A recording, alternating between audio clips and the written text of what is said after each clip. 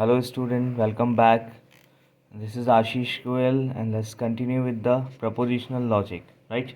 The propositional logic is chapter 1 Boolean algebra, page number 1. The propositional logic represents the logic through propositions and logic connections. We may define the proposition as an elementary atomic sentence that may take either true value or the false value but may not take any other value. Means कोई एक ऐसा sentence या एक ऐसा statement जो true or false में evaluate होगा, जिसकी वैल्यू ट्रू या फॉल्स होगी, उसे कहेंगे हम propositional logic. For example let's consider these examples. Say it is raining, तो it is a proposition as it may either be true or false. ठीक है, मे बी रेनिंग हो रही हो या नहीं. अगर रेनिंग हो रही है, ठीक है, it's raining, that is true, otherwise not. Okay, like that all others say why did you eat, how are you. ठीक है, अब ये है why did you eat की अगर हम बात करें तो this is not the one statement who result in true and false. Okay, तो ये कुछ अलग वैल्यू हमें यहाँ पे देगा, तो इसलिए यहाँ पर ये प्रपोजिशनल लॉजिक नहीं है या प्रपोजिशनल स्टेटमेंट नहीं है. ठीक, अगर हम बात करें यहाँ पे proposition are also sentence and statement. After this introduction let us now talk about the terms and symbols used in the propositional logic. So like what are the terms and symbols we use in the propositional. ठीक है, तो symbols क्या हैं. A simple proposition is one that does not contain any other proposition as a part. We will use the lowercase letter p, q, r, etc. as symbols for simple statement or the propositions, right? Compound proposition is one with two or more simple propositions as a part of or as a parts or what we will call components. ठीक है, a component of a compound is any whole proposition that is part of a larger proposition. Component may themselves be compound, right? For example, it is raining and wind is blowing, right? So it is raining is itself a proposition and wind is blowing itself a proposition, and the complete statement is combining these two propositions with the help of and. तो ये भी क्या हो गया, complete एक preposition हो गया कि दोनों चीज़ें हो रही हैं या नहीं हो रही, या कोई एक हो रही है. Okay, it take or leave it.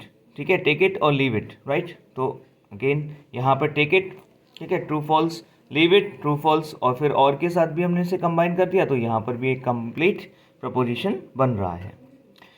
An operator or connection joins the simple proposition into compounds and join compounds. Into large compounds we will use the symbol like plus, ठीक है, for or plus dot this and this, ठीक है, to designate the sentence connectivities. Now let's discuss about the different types of connectives or operators used in the propositional logic are as given below, right? Say सबसे पहले disjunctive known as or operator, ठीक है, represented by the symbols plus or like this v. Okay, disjunctive means one of two argument is true or both. ठीक है, तो या तो एक कोई ट्रू है या तो दोनों ट्रू हैं. ठीक है, तो और मतलब अगर आपने लगाया है तो या तो ये ट्रू है या तो ये ट्रू है या फिर दोनों ट्रू हैं. ठीक है, p प्लस क्यू और p v क्यू, ठीक, मीन्स दैट p और q, राइट? तो p प्लस लगा सकते हैं या p, इसे कहेंगे हम डिसजंक्टिव सिंबल. ठीक है, तो वो और के लिए यूज़ हो रहा है, तो p और q और p और q आप ऐसे बोल सकते हो, जिसका मतलब है p और q. It means is either p is true और q इज ट्रू और बोथ, राइट? या तो p ट्रू है या तो q ट्रू है या फिर दोनों ही ट्रू हैं. नाउ कंजक्टिव क्या है? Also called as and.